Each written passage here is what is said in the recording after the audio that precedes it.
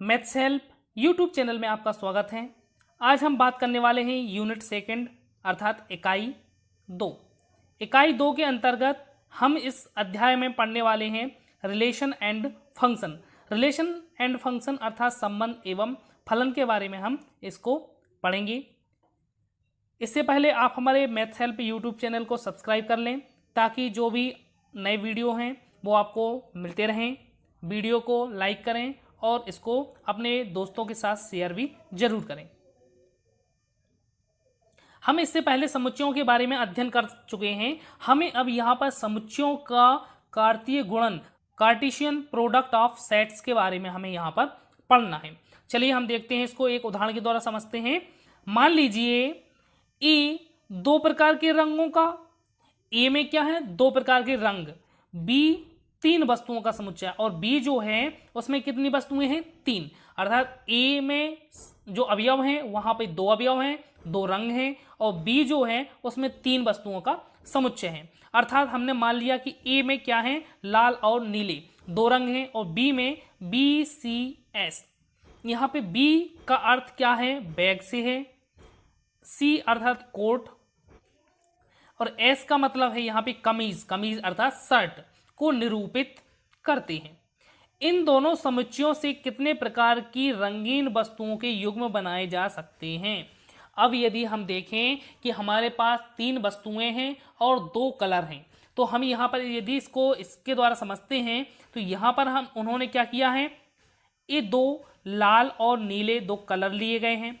यहाँ पे क्या दिया गया बैग दिया गया है, कोट दिया गया है और यहाँ पे शर्ट अर्थात कमीज दी गई है। यदि हम यहाँ पर सबसे पहले बैग की बात करते हैं तो बैग जो है वह कितने प्रकार के बैग हो सकते हैं, दो प्रकार के। कौन कौन से, एक लाल बैग हो सकता है और एक कैसा हो सकता है नीला बैग हो सकता है। इसी तरीके से यदि हम कोट की बात करें तो कोट कैसा हो सकता है लाल हो सकता है और कैसा हो सकता है नीला हो सकता है। इसी तरीके से यदि हम कमीज की बात करें तो लाल हो सकती है और नीली हो सकती है। तो यही उन्होंने बतलाया है कि क्रमबद्ध तरीके से प्रगति करते हुए हम देखते हैं कि निम्नलिखित 6 भिन्न भिन्न युग्म प्राप्त होते हैं। और यह 6 भिन्न भिन्न युग्म कैसे कि हमें जो कोट है जो हमें बैग मिला है वह लाल कलर का है, एक युग्म हो गया, और दूसरा क्या हो जाएगा जो बैग है वह नीला कलर का भी है, दूसरा युग्म हो गया। इसी तरीके से कोट लाल है, तीसरा युग्म हो जाएगा, कोट कैसा है नीला है, चौथा युग्म हो जाएगा, शर्ट लाल है, पांचवा युग्म हो जाएगा और शर्ट नीली है, छठवां युग्म हो जाएगा। तो इस तरीके से हमें भिन्न भिन्न 6 युग्म प्राप्त होते हैं। जैसे कि इन्होंने दिया है कि लाल बी, लाल सी, लाल एस, नीला बी, नीला सी और नीला एस। इस प्रकार हमें 6 भिन्न भिन्न वस्तुएं प्राप्त होती हैं। अब हम इसकी डेफिनेशंस की बात करते हैं कि समुच्चयों का जो कार्तीय गुणन है उसकी क्या परिभाषा हम दे सकते हैं। तो यदि हम इसकी परिभाषा को देखते हैं तो हमें दो आरिक्त समुच्चयों, आरिक्त समुच्चय क्यों कि ऐसे समुच्चय हमें लेना है जिनमें अवयवों की संख्या कुछ ना कुछ हो, रिक्त नहीं होने चाहिए। तो दो आरिक्त समुच्चयों P तथा Q का कार्तीय गुणन जो कोर्टेशन हमारा मल्टीप्लिकेशन है उसको हम P क्रॉस Q के द्वारा हम क्या करते हैं उसको रिप्रेजेंट करते हैं। उन सभी क्रमित युग्मों का समुच्चय है जिसको प्रथम घटक P से तथा द्वितीय घटक Q से लेकर बनाया जा सकता है, जैसे कि हमने अभी उदाहरण में देखा। तो यहाँ पर हम कह सकते हैं P क्रॉस Q बराबर क्या, एक कोष्टक के अंदर हम P को लिखते हैं Q को लिखते हैं। यहाँ पे हमने स्मॉल p स्मॉल q लिया है। जो स्मॉल p बिलोंग करेगा पहला जो P है, P को स्मॉल p बिलोंग करेगा P में और जो स्मॉल q है वह बिलोंग करेगा कैपिटल Q में। तो इस तरीके से हम कोर्टेशन अर्थात कार्तीय गुणन की डेफिनेशन को हम दे सकते हैं। यदि P या Q में से कोई भी रिक्त समुच्चय है तो उनका कार्तीय गुणन भी कैसा होगा, एक रिक्त समुच्चय होगा अर्थात P cross Q equal to 5। तो हमने इस प्रकार देखा कि जो कार्तीय गुणन होता है उसको हम किस प्रकार से रिप्रेजेंट करते हैं। आगे हम इसी के कुछ महत्वपूर्ण बिंदुओं को देखते हैं कि दो क्रमित युग्म समान होते हैं। जो दो युग्म हैं जोड़े हैं वह समान होते हैं यदि और केवल यदि, कब, यदि उनके संगत प्रथम घटक समान हो और उसके संगत द्वितीय घटक समान हो। अर्थात हम कह सकते हैं जैसे कि हमने लिखा पी क्यू, तो यहाँ पर यदि हम देखें युग्म में कि जो पहला अवयव है वह पी है, दूसरा अवयव क्यू है, तो इसमें भी पहला अवयव पहले से और दूसरा अवयव दूसरे से कैसा होना चाहिए, समान होना चाहिए। यदि इसके घटक समान होते हैं तो ऐसे दो क्रमित युग्म कैसे कहलाते हैं, समान कहलाते हैं। तो यह हमारा पहला पॉइंट था। हम यहाँ पर दूसरे पॉइंट की बात करते हैं। यदि ए में पी अवयव तथा बी में क्यू अवयव हैं, ए में क्या है, पी अवयव हैं और बी में क्यू अवयव हैं, तो ए क्रॉस बी अर्थात कार्तीय गुणन जो होगा दोनों समुच्चयों का, उसमें P इंटू क्यू अर्थात इन दोनों का आपस में क्या हो जाएगा, गुणा हो जाएगा, उतने ही अवयव होते हैं। अर्थात हम कह सकते हैं कि नंबर ऑफ P, यदि A में P अवयव हैं और B में Q अवयव हैं, तो number of A cross B में कितने अवयव होंगे, P क्रॉस Q अर्थात PQ अवयव होंगे। तो हमें इस बात को समझना है। इसका तीसरा पॉइंट है कि यदि A तथा B कैसे हैं, अरिक्त समुच्चय हैं अर्थात वह रिक्त नहीं है, और A या B में से कोई अपरिमित है, कैसा है, अपरिमित है अर्थात जिसमें अवयवों की संख्या अनंत है, तो A क्रॉस B अर्थात जो कार्तीय गुणन B होगा वह भी कैसा होगा, एक अपरिमित समुच्चय होगा। कहा गया है कि यदि A और B अरिक्त हैं, A या B में से कोई एक यदि अपरिमित है, तो जो उनका कार्तीय गुणन होगा A क्रॉस B वह भी कैसा होगा, एक अपरिमित समुच्चय होगा। चौथा पॉइंट है हमारा कि जो त्रिक है, यदि किसी समुच्चय का त्रिक जो होता है, जैसे कि हमने द्विक पढ़ा कि द्विक में हम क्या लिखते हैं, A क्रॉस B में क्या लिखते हैं, जैसे कि पी क्यू लिखते हैं कि P किस में होगा, A में होगा, और Q किस में होगा, B में होगा। इसी तरीके से हमें त्रिक को समझना है कि जो त्रिक होता है A क्रॉस A, उसमें A B C तीन अवयव हैं, जो A B और C जो तीनों अवयव हैं वह किस में बिलोंग करेंगे, A में बिलोंग करेंगे, क्योंकि वह त्रिक में लिए गए हैं। ये त्रिक पूछा जाता है, यहाँ ABC एक क्रमित त्रिक कहलाता है। त्रिक के बारे में हम उदाहरण के द्वारा इसको समझेंगे। यहां पर हम बात करते हैं संबंध की, रिलेशन की। यदि हम संबंध की बात करें तो दो समुच्चयों P अर्थात P में ABC, ये जो हमारा पहला समुच्चय है P, उसमें क्या है, ABC तीन अवयव हैं।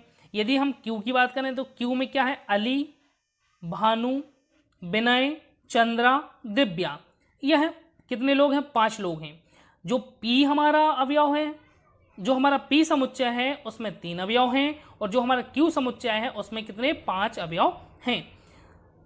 P तथा Q के कार्तीय गुणन में क्रमित युग्म हैं, हमें इस आकृति में दिखलाया गया है कि P क्रॉस Q के कार्तीय गुणन में कितने अवयव होंगे। चूंकि हम पढ़ चुके हैं कि P में कितने हैं, 3, Q में कितने हैं, 5, तो इसके जो क्रमित होगा उसमें कितने होंगे, 5 3 15, कितने अवयव होंगे, 15। तो हमें दिया गया है कि इसके कार्तीय गुणन में 15 क्रमित युग्म हैं, जिन्हें इस प्रकार सूचीबद्ध किया जा सकता है। किस प्रकार सूचीबद्ध किया जा सकता है कि P क्रॉस Q जो A है वह अली के साथ भी जाएगा, भानु के साथ भी जाएगा, विनय के साथ, चंद्रा के साथ, दिव्या के साथ। इसी तरीके से जो B है वह अली के साथ, भानु के साथ, विनय, चंद्रा और दिव्या, इसी तरीके से C भी इन 5 के साथ जाएगा। तो इस प्रकार कुल हमें कितने क्रमित युग्म मिलते हैं, 15 क्रमित युग्म मिलते हैं। अब हम प्रत्येक क्रमित युग्म x y के प्रथम घटक x तथा द्वितीय घटक y के बीच एक संबंध R स्थापित कर P क्रॉस Q अर्थात जो क्रमित गुणनफल है उसका एक उप समुच्चय प्राप्त कर सकते हैं। कैसे, देखते हैं। जो रिलेशन R है उसका मान जो होगा क्या होगा, एक्स वाई युग्म है, जोड़ा है एक, सच दैट, कैसे, जो x है नाम y का प्रथम अक्षर है। जो x है वह क्या है, नाम y का प्रथम अक्षर। इसको हम समझाते हैं, जहां x किस में होगा, P में, और y किस में होगा, Q में।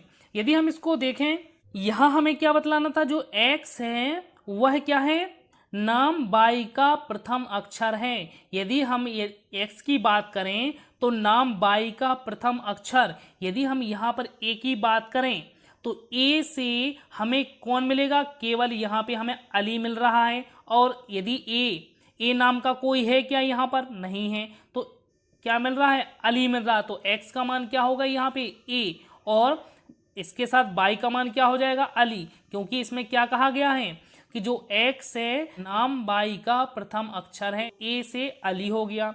अब यदि हम बी की बात करते हैं तो बी से यहाँ पे क्या हो जाएगा, भानु हो जाएगा, और वी से यहाँ पे क्या हो जाएगा, विनय हो जाएगा। तो हम बी का क्या कह सकते हैं, जो बी होगा वह क्या हो जाएगा, बी से भानु हो जाएगा यहाँ पे, और वी से क्या हो जाएगा, यहाँ पे विनय हो जाएगा। तो इस प्रकार से हमें ये दो मिल जाएंगे। सी की यदि हम बात करें तो सी से क्या है, यहाँ पे क्या बचा, चंद्रा, चंद्रा, तो सी से क्या हो जाएगा यहाँ पे, चंद्रा। तो इस प्रकार से हम क्या कर सकते हैं, इसमें रिलेशन स्थापित कर सकते हैं। तो यहाँ पर हम देखते हैं कि आर बराबर हमें क्या मिल जाता है कि ए के साथ अली, यहाँ पे क्या बतलाया गया कि जो एक्स है वह नाम बाई का प्रथम अक्षर, यहाँ देखो वाई जो अली है, अली का प्रथम अक्षर क्या है, ए। यहाँ पे यदि हम बात करें भानु, भानु का प्रथम अक्षर क्या है, बी। और यहाँ पे हम बात करते हैं विनय, विनय का प्रथम अक्षर वी, तो बी। यहाँ चंद्रा का सी। तो इस तरीके से हम इसमें क्या कर सकते हैं, एक रिलेशन स्थापित कर सकते हैं, संबंध स्थापित कर सकते हैं। किसमें, क्रमित समुच्चय में। क्रमित समुच्चय जो रिलेशन होता है वह क्रमित समुच्चय जो भी होगा, पी क्रॉस क्यू है जो भी, उसका क्या होता है, एक उप समुच्चय होता है, क्या, रिलेशन। संबंध आर का एक दृष्टि चित्रण जिसे तीर आरेख कहते हैं, अर्थात हम कह सकते हैं संबंध आर को जो एक दृष्टि चित्रण, अर्थात हमने क्या किया था यहाँ पे, ये तीर के द्वारा जो दर्शाया था इसको हम क्या कहते हैं, दृष्टि चित्रण कहते हैं। वह यह दर्शाता है कि इसका संबंध पी का संबंध क्यू से किस अवयव से पी का संबंध क्यू में है। यहां पे परिभाषा 3 की यदि हम बात करें कि समुच्चय ए से समुच्चय बी में संबंध आर कि क्रमित युग्मों के सभी प्रथम घटकों के समुच्चय, प्रथम घटक क्या समझ गए, यदि हमारा एक्स वाई है तो यहाँ पे एक्स क्या है, प्रथम घटक है। तो क्रमित युग्मों के सभी प्रथम घटकों के समुच्चय को संबंध आर का, तो संबंध आर का क्या कहेंगे, प्रांत कहेंगे। और जो प्रथम घटक होंगे ये कहाँ मिलेंगे हमारे लिए, प्रथम समुच्चय में मिलेंगे। तो यहाँ जो अवयव होंगे प्रथम समुच्चय में, ये अवयव क्या कहलाएंगे, हमारे प्रांत कहलाएंगे। इसी तरीके से यदि हम परिभाषा 4 की बात करें कि समुच्चय ए से समुच्चय बी में संबंध आर कि क्रमित युग्मों के सभी द्वितीय घटकों के समुच्चय को संबंध आर का परिसर कहते हैं। द्वितीय घटक क्या हो जाएंगे, एक्स से प्रथम घटक है वाई, अर्थात वाई किसका है, यदि दो समुच्चय हैं ए और वी, तो जो वाई अवयव हैं वो कहाँ हैं, बी में हैं, बी समुच्चय में हैं। लेकिन बी के कौन से अवयव होंगे परिसर के अंतर्गत, परिसर संबंध आर का परिसर कहते हैं।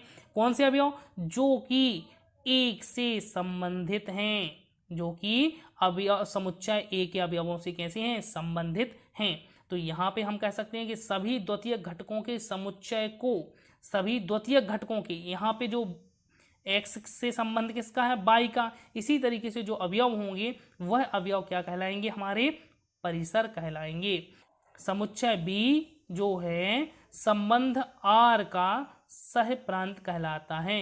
जैसे कि ए के अवयव क्या कहलाते हैं, सीधा सा समझें, प्रांत कहलाते हैं।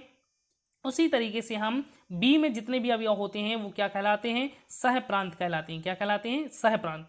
ए के अवयव प्रांत कहलाते हैं तो बी के अवयव क्या कहलाते हैं, सह प्रांत कहलाते हैं, पहली बात। अब यदि ए के जो प्रांत के अवयव हैं उनका संबंध जो बी के अवयवों से हैं, जिन अवयवों का संबंध है वह अवयव हमारे परिसर कहलाएंगे। इसको हम पिछले स्लाइड से समझते हैं। यदि हम इस ग्राफ में देखें तो यहाँ पर जो P और Q दो समुच्चय दिए गए हैं। P में जो अवयव हैं A, B और C, ये अवयव जो हैं यह हमारे कहलाते हैं प्रांत। क्या कहलाते हैं, प्रांत, ठीक है। और जो Q के अवयव जो दिए गए हैं, सभी अवयव, Q के सभी अवयव कहलाते हैं हमारे सह प्रांत। क्या कहलाते हैं, सह प्रांत। अब हम बात करते हैं परिसर की। तो देखिएगा A का संबंध किससे है, अली से है। बी का संबंध क्या है, भानु से है। बी का संबंध विनय से है।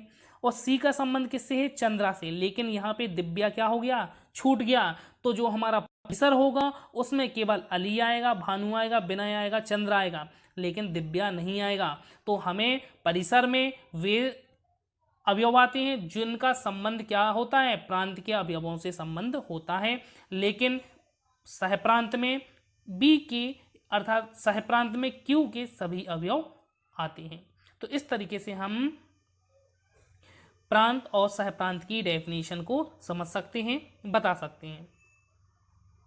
आगे हम देखते हैं, एक टिप्पणी हमें दी गई थी कि किसी समुच्चय ए से समुच्चय बी में संबंधों की कुल संख्या, जो ए से समुच्चय बी में संबंधों की कुल संख्या होगी वह ए क्रॉस बी अर्थात कार्तीय गुणन के संभव उप समुच्चयों की संख्या के बराबर होगी। अर्थात ए और बी में ए के समुच्चय का बी के समुच्चयों में संबंध ए क्रॉस बी के संभव जो उप समुच्चय होंगे उनकी संख्या के बराबर होगी। यदि नंबर ऑफ ए अर्थात ए में जो पी अवयव हैं, नंबर ऑफ बी में कितने अवयव हो, क्यू अवयव हैं, तो number of A cross B क्या होंगे, पी क्यू अवयव, जो कि हम पहले पढ़ चुके हैं। और संबंधों की संख्या क्या होगी, 2 के ऊपर पी क्यू की घात। तो इससे हम क्या कर सकते हैं, संबंधों को ज्ञात कर सकते हैं।